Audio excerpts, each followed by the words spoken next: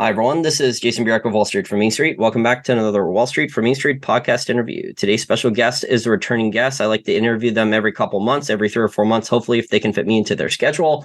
She is one of the top global macro analysts on the planet. Lyn Alden, thank you for joining me again. Thanks for having me back. Always happy to be here.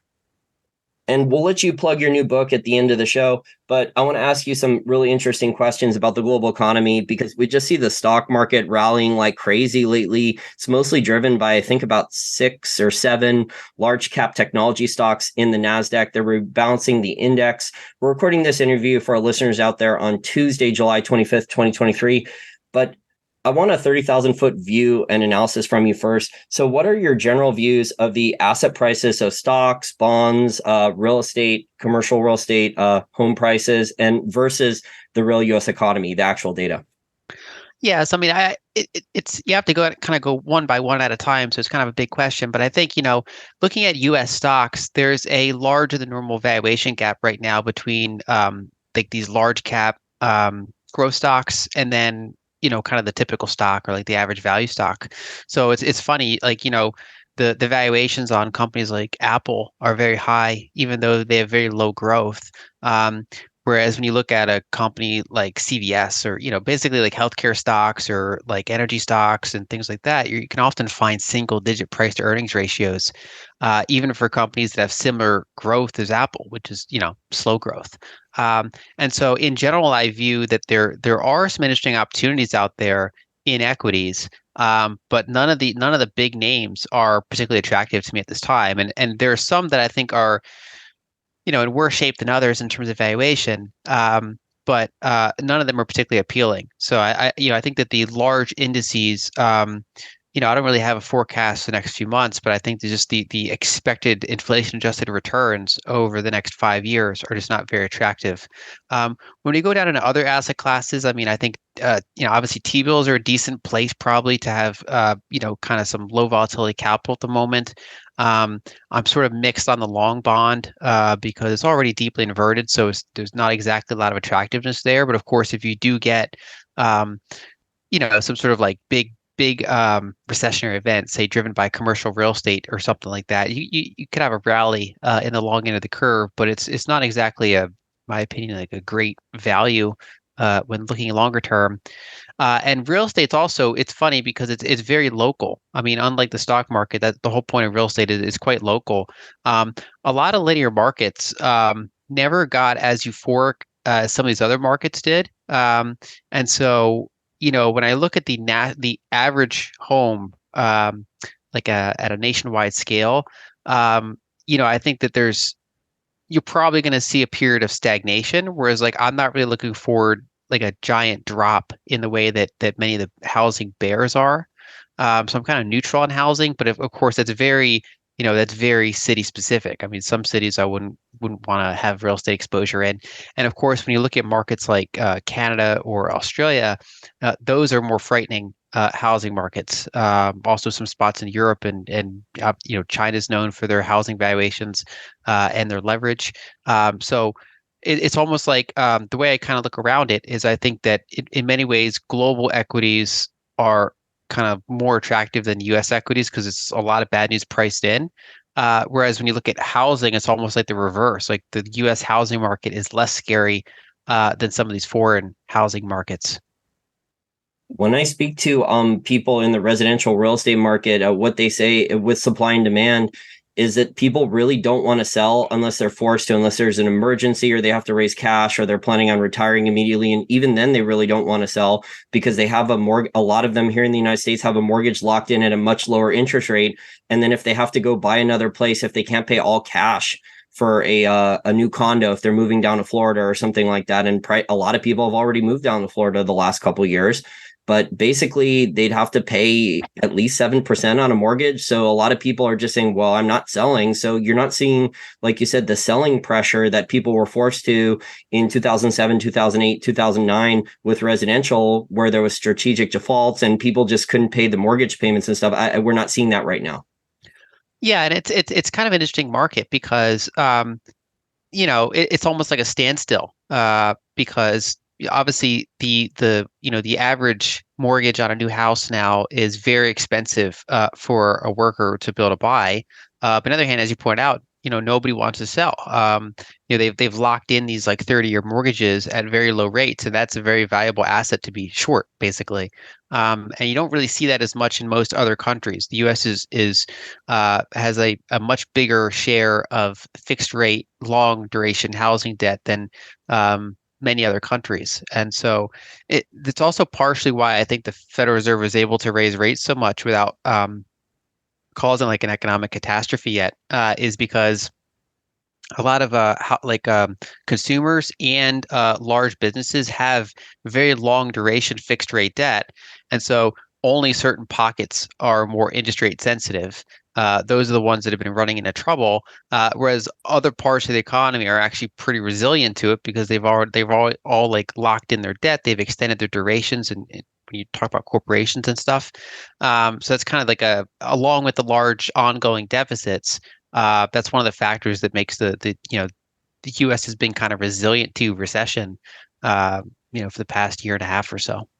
Well, I think we're going to start to see the lag effect coming in the next couple of quarters now of the 12 plus months of the interest rate hikes. We're starting to see the numbers now affected with small, medium-sized businesses, the amount of bankruptcies. We're on pace for a record year. There's already a high amount of bankruptcies in 2023. We may have a record pace for the full year. We'll see what happens, what the Fed decides to do by the end of the year if they stop the rate hikes or whatever. But the other part is the consumer. So if people actually adjusted consumer spending for inflation for the CPI, not using shadow stats or anything like that, the consumer spending would actually be negative.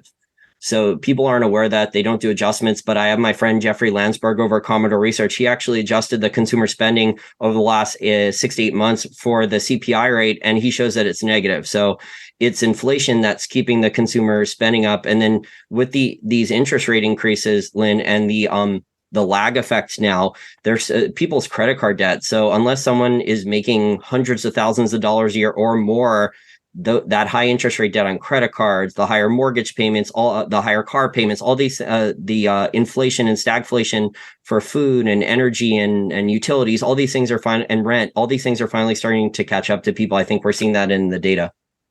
Yeah, I wouldn't disagree with that. And I know on Twitter a while ago I posted it was I think I put them in the same chart. It was like retail sales, and then the other one was retail sales CPI adjusted, because that is a point I've been observing. And one of the things I do for my like private reports is that I have like a economic heat map, and I kind of keep track of the rate of change of multiple different indicators, and some of them are like price in dollars, and so generally what you see when you look across the board is that they're right now they're pretty low, but when you CPI adjust them, most of them are flat to negative. So most aspects of the economy are indeed slowing, and we're even starting to see kind of the labor market, which has been the holdout as it normally is. It's more of a lagging or coincident type of compared to other parts of the economy, that's actually starting to now run into frictions. There's like some aspects of the labor market that are more cyclical than others. So, for example, if you look at temporary help services, that's already been on the kind of the rate of change decline compared to what. Are you talking about people are losing their jobs or their hours are being reduced, or are you talking about workers' wages are going up? Because I see a lot of distortions there. So in the last couple of weeks, we've had for United Airlines, the pilots union. So those wages are going to go up enormously. People's travel bills are going to be affected a lot, even if gasoline prices go down, although I don't think they're going to go down that much lower. But the consumer is just not going to see a lower airline ticket if the wages for the pilots and all the people involved in flying the plane are going up enormously. And then unemployment? Are you referring to unemployment though, or hours reduced? No, I was actually referring to temporary help services there, which is basically, when businesses want like more temporary type of workers. So generally, if you're like running a business and things are starting to get tight and you have to start thinking about layoffs, generally what you'll do is you'll get rid of the temporary workers before you start having to cut your permanent staff because obviously they're more experienced. You've invested more time and money into them, so they try to retain those as much as they can. But the temporary help services get left early, so they tend to be somewhat of a leading indicator. But then also I do look at overtime hours, and those have been on a persistent decline over the past year or more. And so most of these like more cyclical areas of the labor market are showing weakness. But to your point, it's very industry specific, right? So especially some of these jobs that are like in manufacturing, that's been kind of a weaker area. Whereas some of these more like service type jobs are still in shortages, and they're commanding pretty high wage increases to keep up with inflation. So it's really industry specific. But I do think we're going to see ongoing um, you know, uh, both a combination of weakness in some areas and surprising strength in other areas. I think it's going to be very, not like a uniform drawdown, but like a pretty wide net for different industries. I think the best way to summarize that is cross currents. So there's like inflation, deflation, cross currents. I think for the average consumer out there, unless you're making at least $500,000 a year or more, you're seeing a lot of stagflation still, shrinkflation. You're dealing with much higher interest rates. If you run a small business, your cost of capital's up. If you're going shopping at the grocery store, you're still getting killed. And the consumer price index is not really reflecting that. I mean, the dollar index is back over 101, but the dollar's been relatively weak lately. Are you actually surprised by that, given how much the Fed has hiked rates? Well, a little bit, yeah. I think that it's kind of it was surprising to me how high it got last year, and then it's kind of surprising how quickly it came down. But I think the overall level, it makes sense. I just think that the path that it went has been pretty interesting.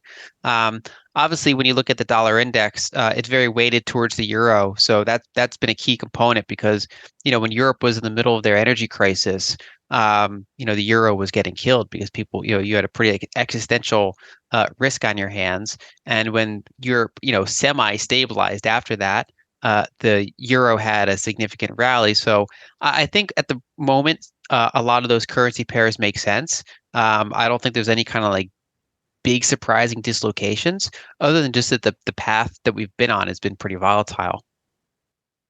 So you've talked for the last couple of months that you were predicting that there would be a net liquidity drain soon as the U.S. Treasury was refilling the Treasury, as the U.S. Treasury was refilling the Treasury general account. Do you still expect that to happen in the not too distant future? Well, so far the Treasury's mitigated very well because they when they issue treasuries, there's a couple different variables that they're optimizing for. One of them would be market functioning, so things like liquidity, and another variable would be like overall cost to the government. In theory, there's when they determine what kind of debt they issue, they want to issue whatever they think is going to be advantage to them. And so right now, with an inverted yield curve, you would think that increasing the average duration of the debt would make sense because that's the less expensive part of the curve, whereas the short end of the curve is actually the expensive part right now. But they've done the opposite.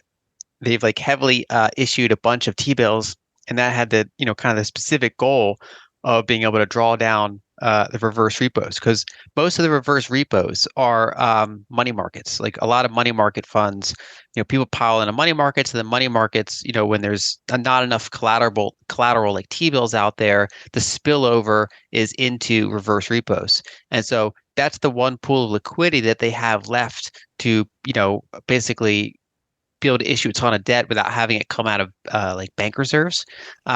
And so that so far they've been navigating that very well. We were in kind of this like weird period, like during the debt ceiling issue.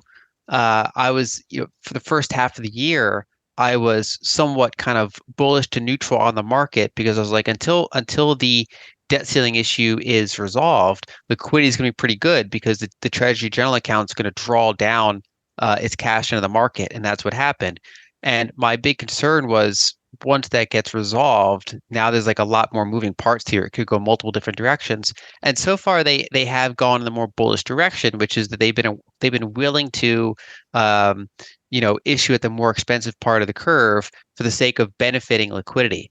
Now, one of the challenges though, like in the T-bill market, for example, a lot of people are reporting that it can actually be hard to trade them right now. Liquidity is not very good, especially if you're trying to do it in small size. like market makers are increasing their their thresholds for what kind of batch sizes they'll trade. So I do think there's like some liquidity challenges out there, but so far I think that given the different levers they have available to pull, I think they've managed it pretty well. Whether or not it's going to happen in the future, I think will partially depend on whether or not the continues with quantitative tightening or not. Um, but it's really going to come down to, I think the biggest variables is how the Treasury is going to manage their average duration of debt issuance.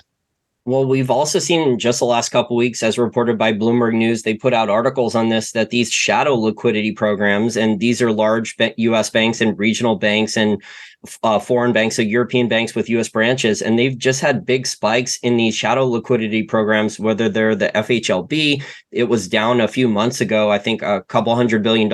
And then just in the last couple of weeks, it spiked back up to a record of over 1.4 trillion. The BTFP has had record borrowing along with the Fed's discount window. So do you think that the shadow liquidity programs, now if a bank borrows from the FHLB out there, for our listeners, they're supposed to use that for the residential real estate market, but I don't think in reality that that's what the banks are using the capital for. So do you think that capital is ending up maybe in U.S. stocks then? I think part of it might be, the market has been unusually strong ever since the March bank issues, and that's actually similar to what we saw back in the 2019 repo spike. So when that repo spike happened in September, the Federal Reserve had to shift from quantitative tightening to expanding their balance sheet again. And between that point and right before the COVID like lockdowns and stuff happened, the market was in this very bullish phase for late 2019, early 2020, and it was in large part because of that liquidity. And we've seen somewhat of a similar thing this time, which is that even though the Fed hasn't stopped their security sales, their balance sheet's been relatively flat since that time. And you've had, like, for example, bank deposits were on this like constant decline. But starting in April of this year, they started to kind of go flat to up because some of these shadow liquidity, as well as getting money out of reverse repos. So there are these kind of pools of liquidity that have been keeping the market, I think, somewhat elevated.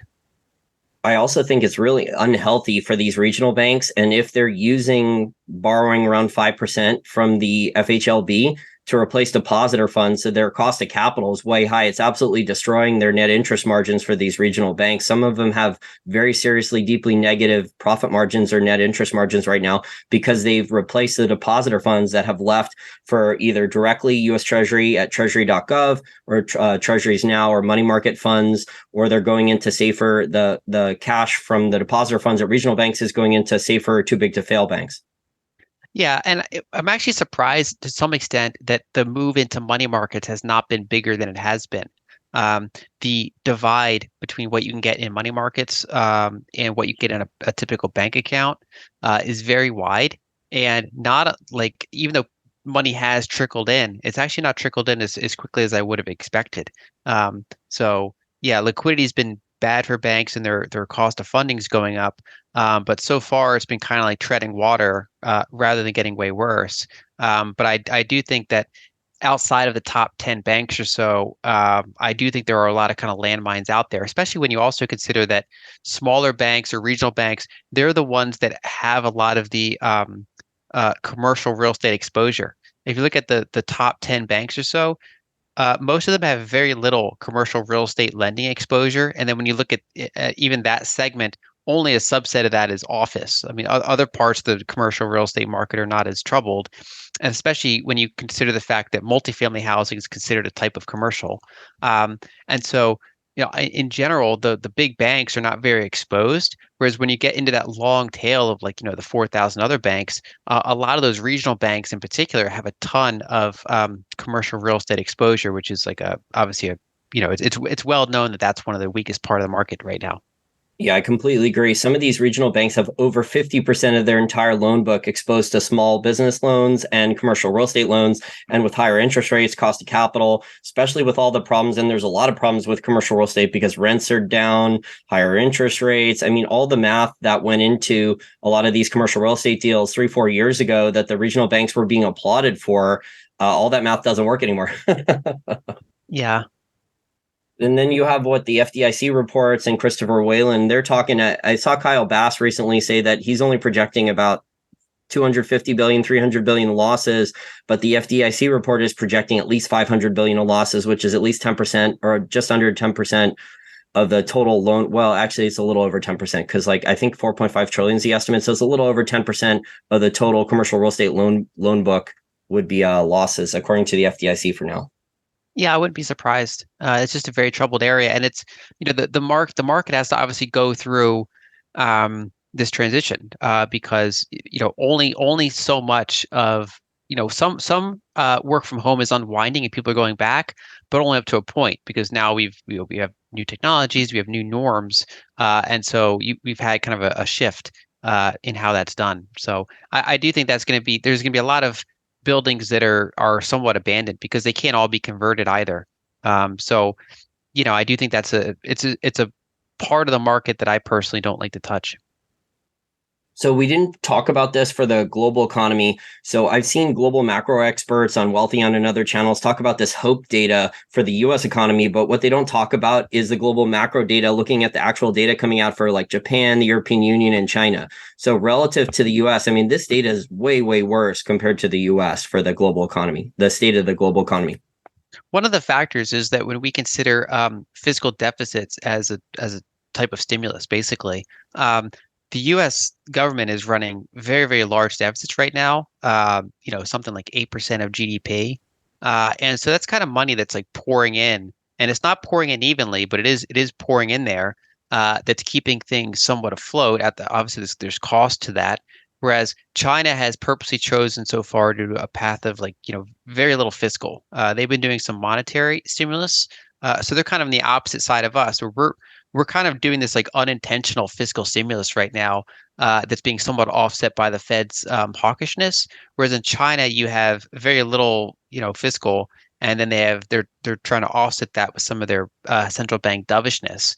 Obviously China, because unlike they've surpassed the U.S. in terms of being the world's largest trading partner with the majority of countries, and so kind of the speed or the slowness with which the Chinese economy is moving has in many ways a bigger role on the world now than the United States does, and so that's been a huge variable to watch to see if they do at some point turn on the fiscal taps. That would probably represent like a new regime that we're entering. But in this current time, with them being pretty tight with their budget, we are seeing a lot of slowness around the world. There are some pockets of exceptions, like Brazil and India have had a decent amount of vibrancy going on there.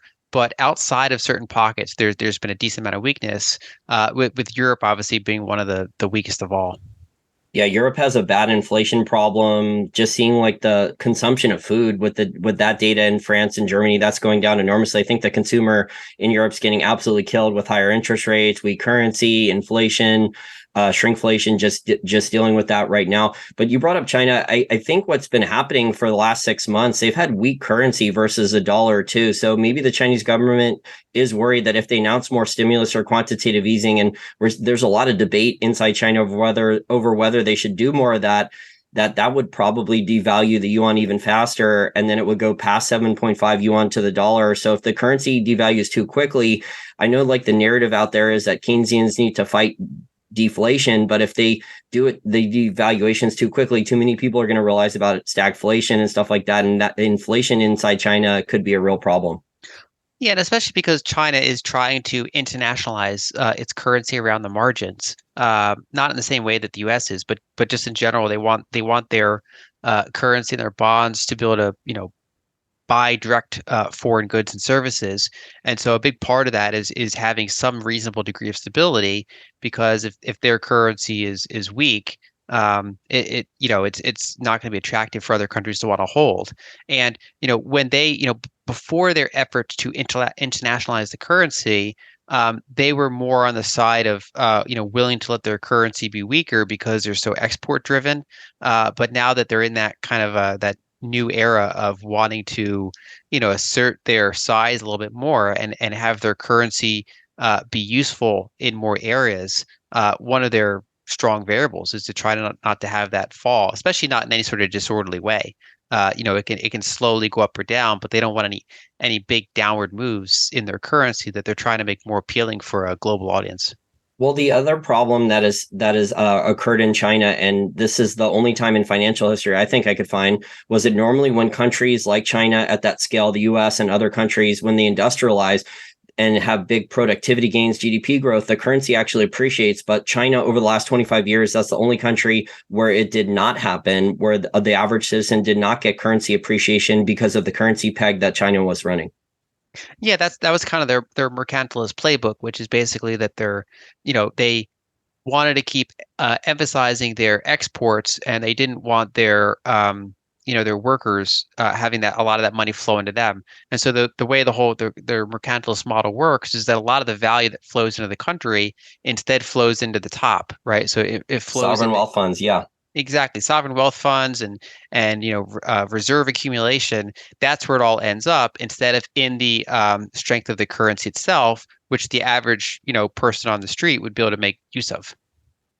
And that's actually one of the reasons why the US became so prosperous. So the average citizen, their purchasing power increased. There was small amounts of deflation for many years in the US as the US was industrializing, and that did not happen in China. Yeah. I mean, they've had a huge burst of wealth creation. I mean, that can't be denied, but obviously it's been a very different model than the US, and not like even in the US, we're pretty top heavy compared to, say, Europe or Japan in terms of wealth concentration. But China, the data that I've seen before, surpasses even our own, I think, in terms of how much wealth has generally concentrated towards the top. They've also had way more central planning than a lot of other countries from the get-go the last 20 or 30 years. I mean, there was like a housing bubble, a lot of fixed asset investment. Yes, a lot of the infrastructure for the first 15 or 20 years maybe in China was necessary and required, but if they're going to keep building airports and train stations that go out to nowhere, I mean, they're just wasting it. The newest article I saw, Lynn, not sure if you saw this in the last couple of weeks, they're talking about ghost factories now, building more ghost factories just to keep the GDP numbers padded and keep workers employed. Yeah, I wouldn't be surprised. I also think that it is useful though to focus on some of the more tangible things that are happening. Um, it's easy to kind of fall into the trap of always being like always looking for the negative data in China. One of the kind of surprisingly constructive things that have come out lately is that they've managed to make a transition to making full cars and full airplanes. So they've kind of steadily gone up the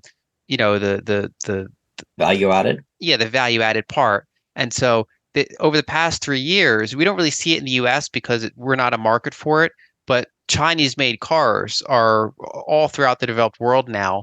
Like when I go to Egypt, for example, there's like a shocking number of Chinese cars. And when you look at the data, it's like a hockey stick. It's just like they're rapidly like they're basically rivaling Germany now in terms of auto exports. They're roughly going to hit Japan, and they're probably going to become the world's biggest auto exporter. And then their ambitions at being a plane maker are more recently coming to fruition. They don't have that big hockey stick moment yet, but basically their milestone was so back in 2008 they started like their airline company Comac. And there's this long period of development and then test flights and stuff like that. And in May of this year, they've officially launched their first Chinese-made aircraft. And so that's probably right, won't sell that many planes right now, but one thing it'll do is it'll start reducing their need to buy, Boeing and Airbus. And then over time, as this continues to ramp up, I think we'll see, especially, to other like, BRICS type of countries, I do think their airplane export market could get pretty substantial. So I think that you see pockets where you have like you said, ghost manufacturing, but then they also have had some of these tangible wins that I don't think has been covered enough by like Western media. And they probably don't need to buy as many American made cars or anything like that anymore. Although we have seen the last couple of months some of those videos going around YouTube and the internet where there's like entire parking lots full of Teslas. I don't know if they were manufactured in China, but they're apparently like Chinese government agencies overbought them, and there's entire parking lots full of unused Teslas that are just sitting around collecting dust because someone went through the different areas of China and showed all the different parking lots. But I'm actually friends with the plant manager who opened up the first General Motors plant in mainland China. It was interesting hearing about the stories from him. He's not living in mainland China anymore. I think he just moved to Miami a couple of years ago, but it was interesting hearing them industrialize. So as they were learning the value added manufacturing, they decided that they don't need the foreign companies as much. Yeah, I think that's the general approach that they've gone. And it's obviously the middle income trap's well known that when a developing country goes from the lower end of the developing stack and they get a little bit richer, they hit that point where they're no longer the cheapest source of labor, but they're also not the high level of value add or service oriented type of economy that you'll see in the advanced nations, and so they have a high risk of kind of getting stuck there. And we'll see how China is able to make that turn. But they had that transition to full automobiles and full airplanes is kind of an interesting development. And I think it's just a key thing I'll be watching. So I want to transition now to what you've been talking about with the 1940s. So if you could give our listeners a summary about what happened in the 1940s with the large governments and debt and their economies versus what you see the similarities to now. Right. So when we think of inflation, most of us think of the 1970s, whereas I've been pointing to the 1940s for ever since 2020. And the reason is, so back in the 70s, the majority of money creation was bank loans, and a lot of that was tied to demographics. So the baby boomers that were born in like the late 40s and early 50s, the early cohort of those, like the 40s ones, were starting to turn 25 and starting to have families and buy a house and take out a mortgage. And so you had a lot of credit creation. And of course, you add on to that, the Vietnam War, you add on oil embargoes and things like that. But the majority of the money creation was from bank lending. Whereas when you look at the 1940s, most of the money creation was not from bank lending. Banks were not lending very much at all. Instead, it was very much fiscal driven. We were running very, very large fiscal deficits for the war, and that money finds itself in the economy. It's not like it all just goes overseas. That's going to like pay soldiers. It's going to manufacture things. It's basically going into the economy, and it's very inflationary when it happens. And so my focus on the 2020s here is that the type of inflation that we've seen has primarily been fiscal driven. So we've not seen an unusually high rate of bank lending. Instead, this was very much deficit driven and monetization. And so that's been a key variable for the inflation. And when you look out going forward, I don't really anticipate seeing deficits that like we saw during the heart of COVID, but we do have structurally higher ongoing deficits now. And I do think that that's going to contribute to the baseline inflation rate being higher in the 2020s than it was in the 2010s, even if we're past this like initial spike in inflation. Especially interest payments on the national debt if the Fed keeps rates at these levels. I mean, because that's going to be a top 3 to 5 line. I think it's already a top 5 line item, but soon that's going to be a top 2 or 3 line item on the annual government expenses. Yeah, it's on track. If you to leave interest rates here, it should become the largest line item over time because, like most things, the government has different durations of debt. And so the shorter end has already matured and gotten refinanced at these higher rates, whereas the rest of the debt takes time to mature and get refinanced. And so over time, as more and more of it gets refinanced, we would trend towards something like 1.6 trillion in annual interest expense if all the debt were to mature and be at these rates. And it already, the interest expense already surpassed the on record military budget. It's still smaller than like the military budget when you include some of the off record stuff. But as more and more of that debt gets refinanced and as more debt is issued that is interest bearing, more of that, it will become assuming the rates stay where they are, it would become the single largest line item. So I know you study a lot of financial history. How do governments, especially world reserve currencies or the economy that's in power the most with the most government debt sold or the largest economy, how did they normally deal with this type of government debt throughout financial history? Do they allow deflation for long periods of time? Not historically. Countries have done it somewhat differently. Um, uh, one of them is like if you look at the 1940s era, a lot of it was the yield curve control type of stuff. It's like what we're seeing out of Japan, but at a higher level of inflation. So they basically would have inflation running hot, and then they'd be doing yield curve control to hold their rates low. And so that's kind of a partial default. Instead of defaulting in nominal terms, they're defaulting in some of the purchasing power. And of course, all the broken gold pegs and stuff like that were also types of defaults. So basically, when debt gets that high, it's normally going to result in some sort of default. And the question becomes, what method of default do they choose? And when you print your own currency, normally they do not choose a nominal default. A notable exception was the United Kingdom in the 1800s because they got up to nearly, I think, 200% debt to GDP. They had debt levels that were like almost as high as Japan has now, and they managed to over the course of decades significantly reduce that debt to GDP even while under a gold standard. But that was in large. There was like two big variables there. One was, they benefited from the Industrial Revolution. Like basically, they had like what Luke Groban would call a productivity miracle. Basically, like when you have a new source of energy and you have this huge amount of growth, they were able to deal with that debt level because they had so much real GDP growth, kind of supporting it. And then number two, that was during their peak period of kind of like colonization.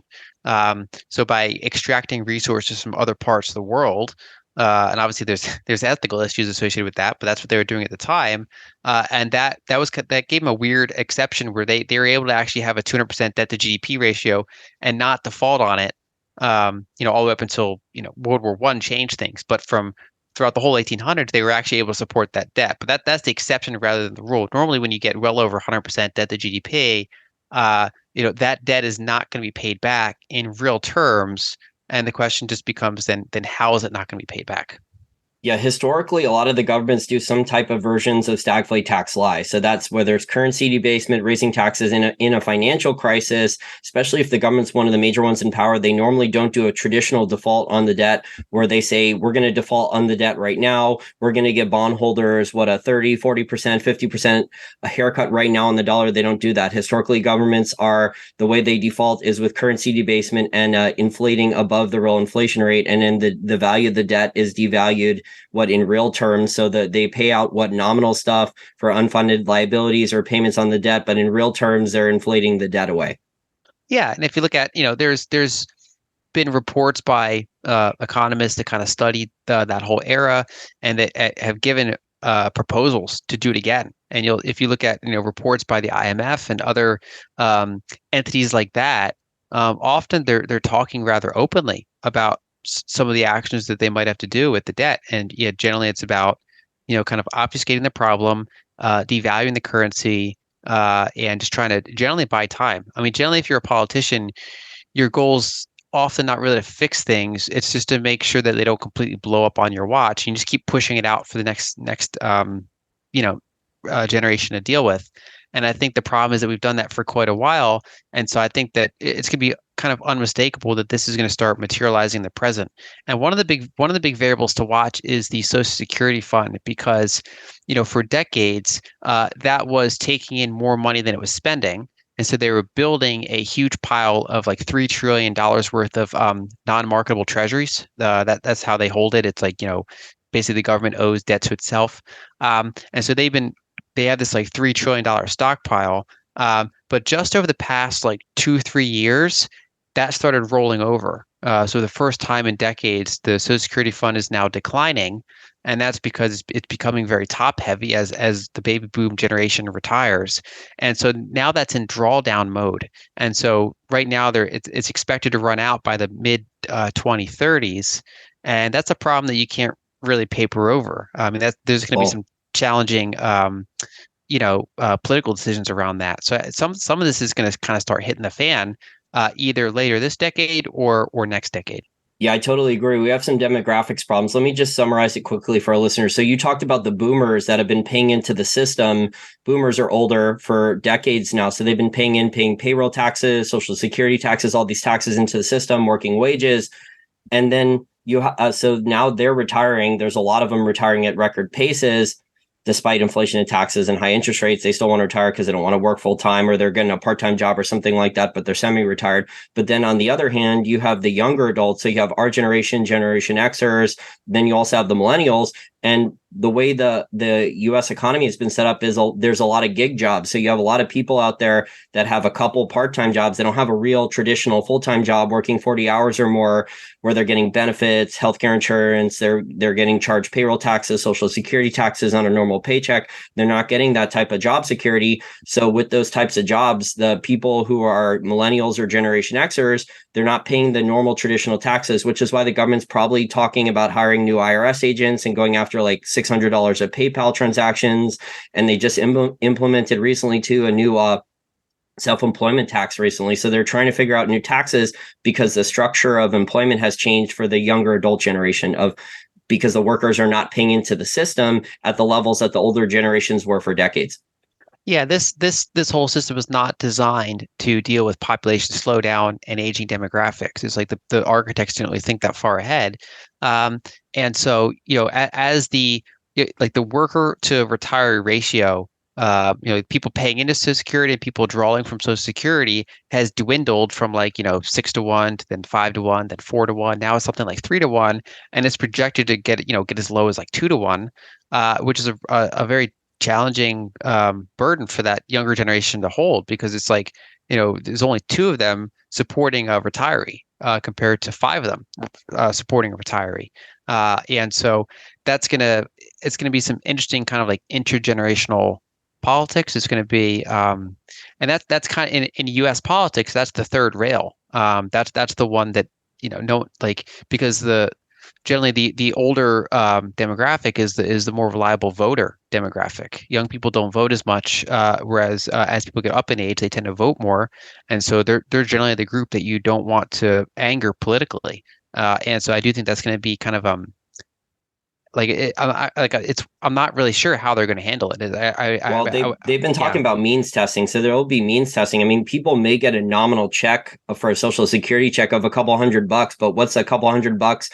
Ask people who've been retired. I mean, my great aunt and great uncle, before they passed away, they were both retired for a couple decades, and by the end, before they passed away, they had run out of all their money and had to do a reverse mortgage. So I think, unfortunately, we're headed that way, where like their nominal social security checks and their retirement funds, their standard of living is just going to decline over large periods of time. I think unfortunately that's kind of the trend, and I do think that means testing is kind of the lowest hanging fruit for politicians to be able to get through. But yeah, it's going to be, politics is not going to get easier for the next decade. That's for sure. Yeah, there's going to be more lies, more stagflate tax lies. Unfortunately, I wish I was wrong about that, but I've studied financial history a lot. I've interviewed a lot of experts like you and others. I've studied deflation. Honestly, Lyn, I would love deflation. I just don't think in the U.S. and a lot of these governments, politicians, central bankers, I don't think they're going to allow it, especially in asset prices for a long period of time. Yeah, and I think, in environments where there's less debt, deflation's a good thing. It's just that the way that they've constructed the current system, it relies on constant debt growth, and these very high debt levels just don't really work when you have deflation. And so that's why they have positive inflation targets. It's funny, as part of my writing my book, I went back and I got all these like central banker quotes from the prior decade where they kept saying like, yeah, we're trying to get inflation up. We're trying to get inflation up. And I cited the US, Europe, Japan, and others, just talking about how like inflation was undershooting their target. And I was like, if we rephrase this as a debasement target, it would sound silly, but that's essentially what they're doing. They're like annoyed that they've not debased savings and wages as quickly as they wanted to, and that's just because of the system they've designed. Another kind of weird number or like fact is that if you look at total U.S. debt, so public, private, all of it, over the past like say 70 years, it's gone up every single year except one, which was 2009. That was the only. It only went down by like 1% during that era, because we just have this constant. We're like on this constant machine of like nominal debt accumulation, because that's how the system's designed. Yeah, the system, I call it a fiat currency and credit Ponzi scheme. So we're at, according to the Institute of International Finance, we're over 300 trillion global debt for government debt and corporate debt. It's absolutely insane. It should not be growing at these levels, and yet it is. And with higher interest rates, I mean, the plan is what, to keep rolling over the debt rather than get rid of it. Yeah, and if history is any guide, and if math is any guide, and I think it is, then barring some sort of like miracle that gives us just tremendous growth, um, that debt is unlikely to be serviced in real terms. And when we look at inflation, the challenging thing is obviously that it's a basket that kind of self-selects towards cheaper items, because when people, if ribeye gets expensive and people start buying ground beef instead, or if ground beef gets expensive, they start buying chicken instead, they kind of filter out the more expensive items. So when you look back in history, some of the more scarce things, they tend to go up in price as quickly as the broad money supply, which makes sense. So, for example, if you look at waterfront property, or if you look at Vincent van Gogh paintings, basically those types of truly finite assets are generally going up in price on average as fast as the money supply growth. And then when you look down at like the next category of stuff that's like kind of energy intensive, like let's say gold or beef, or like a median home or something, kind of like Or these even middle. copper. I mean, look at Yeah. copper. I remember 15 years ago, copper was barely $1 a pound. 15, 20 years ago, it was super cheap. Yeah. So yeah, a lot of those middle items, they go up generally at a rate that is faster than the official CPI, but lower than the broad money supply, because we are getting somewhat more efficient at making them, but just not way more efficient. And then when you look at the bottom tier of stuff, that's stuff that we've gotten extremely good at doing, like like plastic trinkets or electronics or software. A lot of those, like that long tail of other types of things, that's been a deflationary offset for the other things that have been quite inflationary. And so, I think that's going to be a trend that continues, where regardless of what the official inflation number is, you should generally define your benchmark by things that are truly scarce or energy intensive. Yeah, I agree. I think food and energy prices, if you look at the commodities, I think there's big supply side problems. I think we're going to have a bottom, if we haven't already had a bottom, in oil prices, natural gas prices, uranium, potash or fertilizer. I think we're going to see bottoms in those commodity prices a lot sooner than people think. Because I know there's a lot of global macro hedge fund managers that are just laying out the case why oil is going to crash, and they're short oil. I think we're at 10-year record for short oil futures contracts. But a lot of that, Lyn, in my opinion, has been the amount of strategic petroleum reserve oil that has been dumped. I mean, the Biden administration has said for months that they would stop dumping strategic petroleum reserve oil. But if you see a chart of it, I mean, they've still been selling more and more and more into the market for months when they said they would stop. Yeah, part of it's the SPR, and another big factor has been that China has been successful in getting Iranian oil more onto the market than it was before, and so those two sources have put a lot of downward pressure on prices. But basically, until there is a large capex cycle, I don't think we've seen kind of the end of the oil bull market. I think we're basically in like an eye of the storm right now, and I don't really have like a high conviction view of the next 6 months, because that depends on all sorts of recession questions and stuff like that. But as we look out longer, I am quite long-term bullish on most types of commodities, and especially energy-related commodities, because there's just not been a capex cycle yet. And so when people think of those big oil crashes, like they think of how badly oil did after the great the Great Recession, and how bad oil did during the COVID lockdowns. Whereas we look at that period, I mean, one, those were unusually severe contractions in demand, but they had like capex cycles. So the whole 2000s decade was a big capex cycle for energy, and then in the 2010s they at least had shale coming online. Whereas going into whatever may be ahead in terms of economic weakness, it's at a time when we don't really have a lot of new supply having come online. And when you look at U.S. production, even though we're getting close to the prior highs of production, drilling activity rolled over like 7 months ago, and that tends to be it's obviously a leading factor for overall production. And that lead time can vary from, I think, from memory, it was like 7 to 15 months. And so we're already like 7 months in. And so I do expect US oil production to kind of start hitting like a local top. And so that'll be another kind of source that just like it's not the low hanging fruit that it was before. Yeah, I totally agree. The US oil rig count hit a high in November 2022. It's down around 14% now. It's trending lower. If you see the conference calls from the oil service companies, they're not getting business. They're not getting contracted unless it's a Chevron and ExxonMobil and EOG or a couple other larger producers in the Permian. But in general, there's just not a lot of new oil wells to bring on like there was in 2020 and 2021. There was almost 4,000 drilled but uncompleted wells. So those were wells that could easily, within a couple of weeks, be brought online. And those wells have already been brought online the last couple of years, and they're already rapidly depleting. So in the next couple of years, Lyn, I think we're going to see a lot of Permian Basin oil production deplete rapidly unless we start to see oil prices back around $120 a barrel West Texas Intermediate or higher. And I don't think that's going to happen in the next couple months, but maybe in a year or two we might. But I don't think oil prices will stay there. So I don't think we're going to see that capex cycle that maybe you said would not exacerbate, but alleviate the supply side problems. Yeah, I think it's going to take a lot of pain to have a capex cycle because, as we saw during this prior oil price spike, oil producers treated it as entirely transitory, and they said we're not going to plow this money back into the ground. We're just going to reduce our debt and buy back shares and pay out bonus dividends and stuff like that. And so I think if we were to see a second wave of energy bullishness, I think the initial response would probably be do the same thing.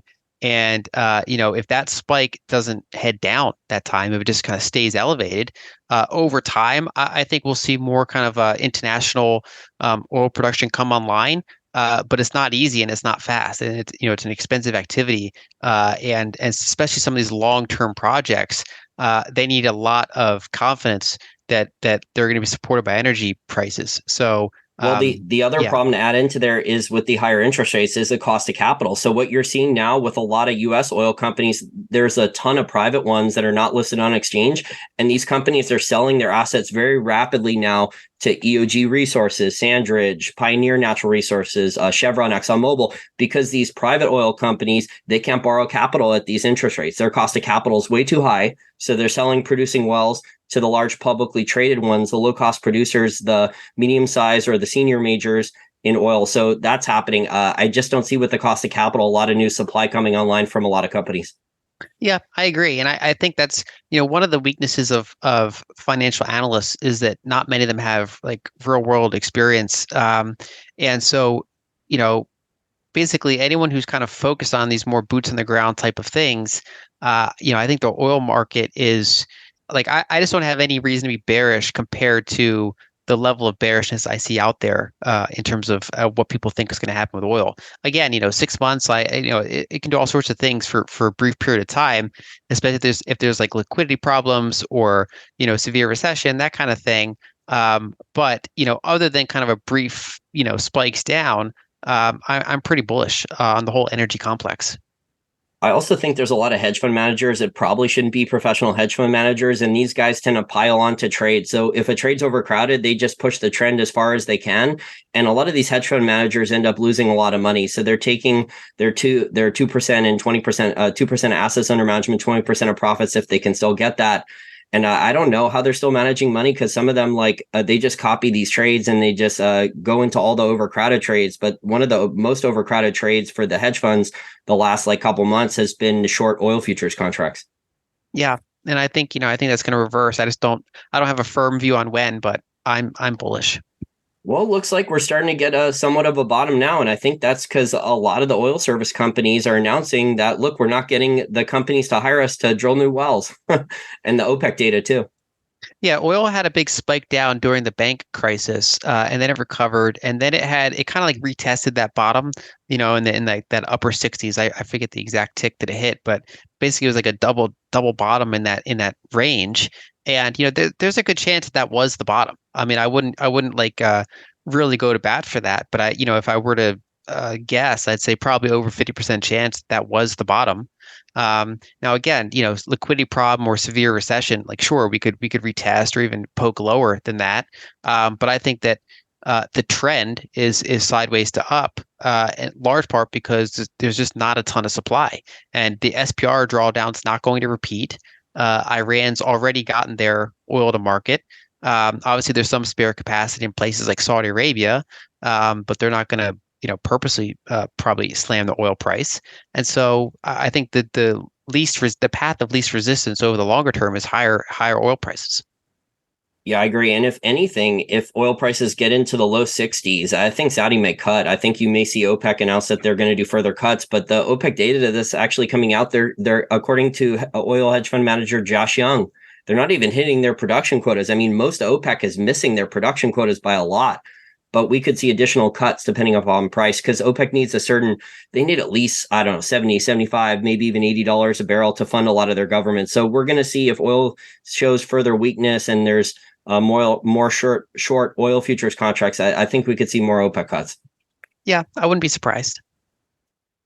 A couple more questions before I let you go. So do you think then that there was kind of a paradigm shift or phase change for these non-G7 central banks a couple months after they saw what happened with Russia and that $300 billion of the sanctions and the reserves were confiscated, and that the non-G7 central banks are no longer going to be large net buyers of U.S. Treasuries, and instead they're going to buy either gold tonnage or look for something else, some other type of alternative to park their reserves instead of U.S. Treasuries?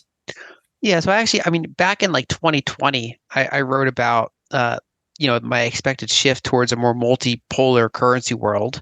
And obviously the events of 2022 accelerated that. And so it's not as though they're all going out and dumping treasuries, but around the margins, they're saying, hey, maybe I want to be more diversified, or maybe I want to buy gold, or, do other things like that. And so I do think that, the U.S. has long ago seen the peak of the percentage of our treasuries that are held by the foreign sector. We've been that number's been declining for a while, not because the absolute value has been declining, but because as the debt's grown, most of it has not been absorbed by new foreign buyers, and so their percentage has diminished. And I do expect that to generally continue. And I think that eventually the U.S. will look more like Europe in the sense that it's some like foreign entities will still hold it, but it just won't be as though everybody around the world is like aggressively buying treasuries as reserve assets. I think it'll just be more diverse and with alternatives. And I think the U.S. Here in D.C., the foreign policy, what they've tried to do for the last, I would say 5 to 7 years, they've tried to weaponize the dollar and the U.S. Treasury market and the SWIFT payment system with financial warfare more and more. But it's a double-edged sword. So in the short term, it may make the U.S. look better and help. But in the longer term, all the non-G7 central banks are going to say, hey, wait a second, we could be the next victim here from DC or the U.S. Treasury or the SWIFT system. We need to find alternatives. And I think that's what's been happening the last couple of years. But really, over the last 6 to 8 months, I think it's accelerated. Yeah, and the challenge, of course, is that network effects are very sticky. And so you need a ton of critical mass to provide a credible alternative. So the euro was one of the attempts that has obviously not done as well as they hoped in terms of the internationalization of the euro. And now China and the broader BRICS is like the second attempt here, like another critical mass group that has just kind of enough trade firepower and financial firepower on their side to make other arrangements. And so they can do more complex, direct currency swaps, clearing and stuff like that, and just overall over time wean themselves off of so much reliance on the dollar. And it's like they might still use it, of course, but it won't be a bigger percentage, I think, as it has been in recent years and decades. We'll have to see, because I know the stories coming out the last couple of weeks are there's going to be a BRICS alliance, 40 countries are signing up. But I've been doing these YouTube interviews and covering these stories really since 2008. And whether it's the Belt and Road Initiative, the Petro Yuan that was announced like 12 years ago, the gold-backed Petro Yuan. I mean, there's been a lot of from the gold community and the Bitcoin community about these potential new systems. But then a year or two later, there's no progress made on these things. So we'll have to see if there's actual progress made. Yeah, I would fade a lot of the big announcements or the more sensationalist type of arguments. Now, there occasionally there are like big watershed moments that happen, but for the most part, I think this is just going to be like a longer term grind. We'll see what happens the next time BRICS meet. I kind of suspect it'll be underwhelming compared to what I've been seeing people say. But I do think that the real part there is that they are already doing and then focus on expanding their usage of their own currencies as they trade with each other. And I think that that's a trend that's going to be, around. And then also with central bank digital currencies, one from their perspective, one of the perceived benefits is that it aids them in cross-border settlement as well. It helps kind of decentralize the way they do that. And so I think that the combination of the will to do it and then some of these other technologies to make that a little easier to do, I think is just going to be more commonplace for some of these large currency blocks to settle with their own currencies.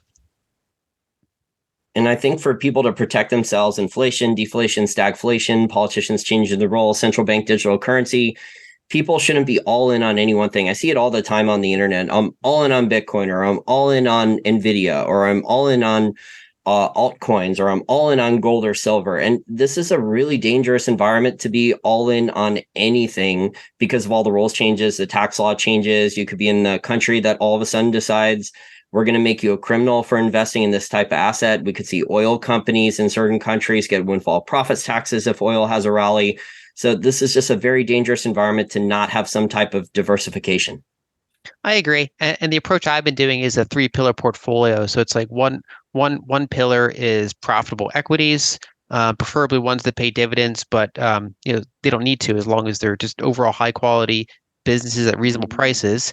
Another pillar is more inflation type protection. So it could be commodities, commodity producers, as well as hard monies like say gold and Bitcoin.